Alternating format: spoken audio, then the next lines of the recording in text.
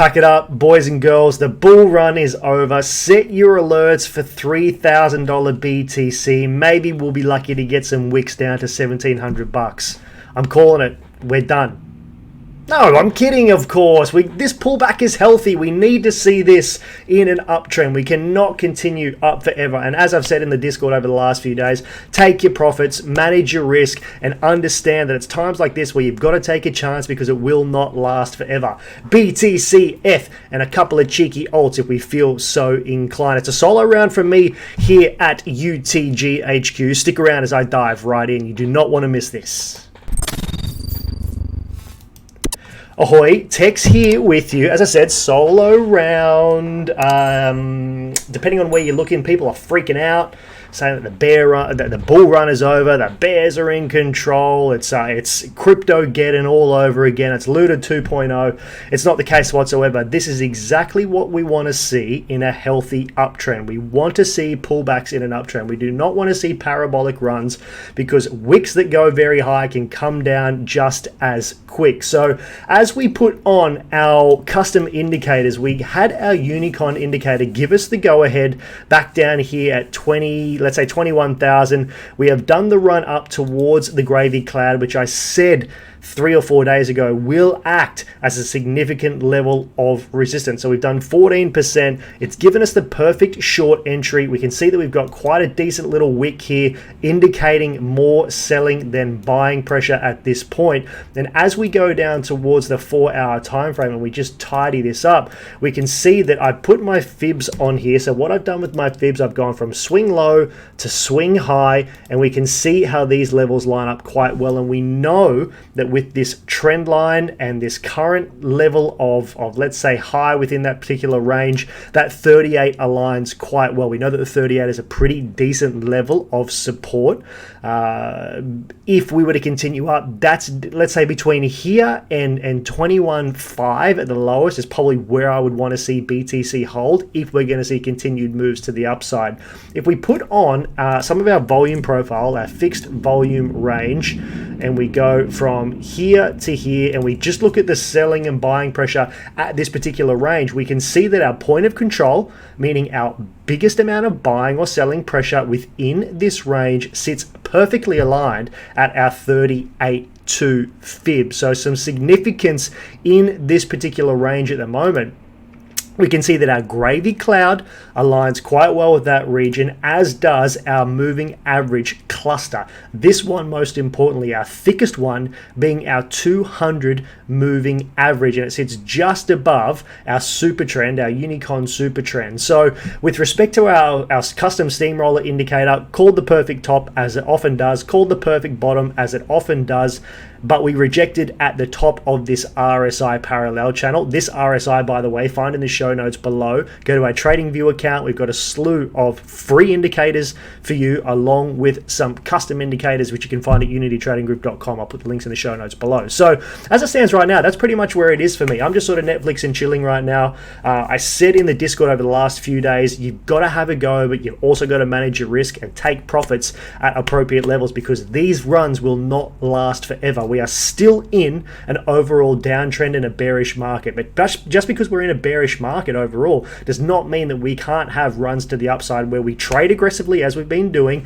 killing it inside the Discord. I'm just going to give you a quick rundown on what we've done inside the Discord over the last few days. Here's some of the charts that have been going on. I shared with you FTM that did 23%. I shared with you APRA, which did a little thing out of my formations that I've shared a bunch of times. I shared with you the dot chart and the formations. I shared with you Cardano, which did 11% and then continued to go on before we rejected. I shared with you my Alice trade, ended up doing like 20% in about 10 minutes yesterday. Sol, you know, a bunch of coins that I've shared with you guys over the last few days, and I hope you're killing it. I'd love to hear your thoughts on in the comments below. How are you trading this market at the moment? But for me, as I said, the 38 around that 22k down to maybe 21.5 at the least. or the lowest rather, where I'd want to see a consolidation and a continued move to the upside. In this market, when we get late longs and people FOMOing into it, we definitely can see some suicide wicks that will shake out the late longs and then again shake out the shorts before we start finding our feet and continuing to the upside. So as it stands right now, it's been a great week of trading, a great week of profits. We're chilling as we come towards the weekend and some volatility. I'm happy to stand out and just trade things as they come.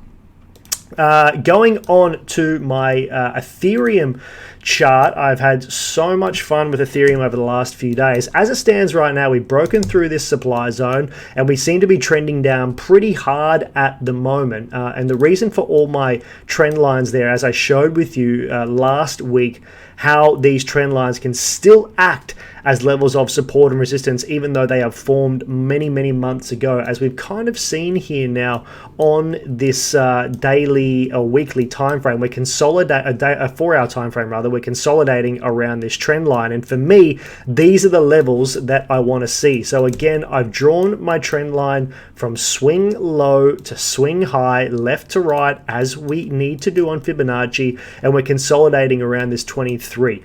And that's where we see consolidation levels before moves, and I believe we will consolidate around this area before we fall down towards that 38k, 38 fib level. 38k Ethereum would be very nice, and we'll get there one day, and we'll all be driving our Lambos when it does.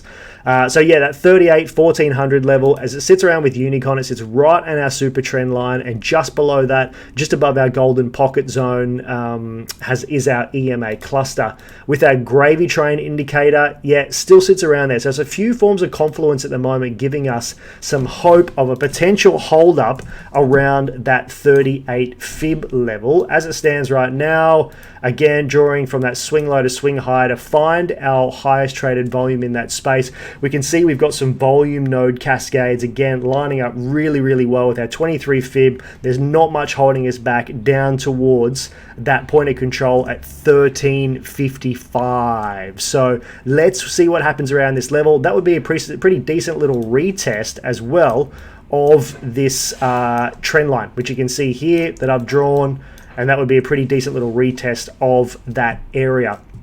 As it stands for alts at the moment, I'm seeing that there's a little bit of strength here in Matic, which bounced perfectly off our 38 fib. I was maybe anticipating a wick down towards that level because from my oscillator standpoint, there definitely is still a little bit of room to go to the downside right now. What else is moving? Atom is having a little go, respecting that trend line quite well.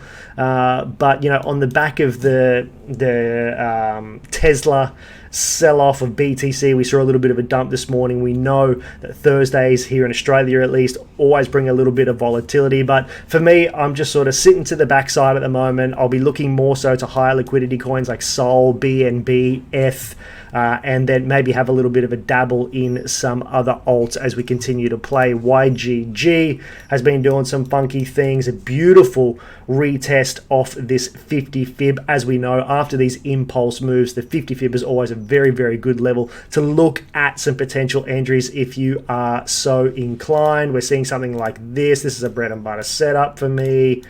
Hell yeah. And if we go back towards our what I shared the other day, like this sort of formation, it's loose, but you see it play out time and time again. Check out Doge for yourself at the minute and how that works.